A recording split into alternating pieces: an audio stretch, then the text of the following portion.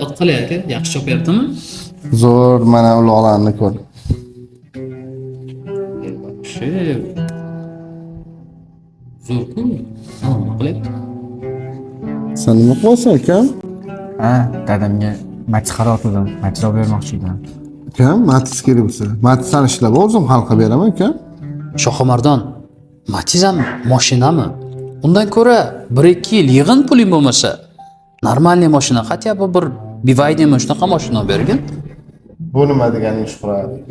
Ha nima, to'g'ri aytyapman dedi. Noto'g'ri gapiryapsan Shuhrat. Shu otimni har kelganingda ko'rasan. Shu otimni adam uchun olgandim.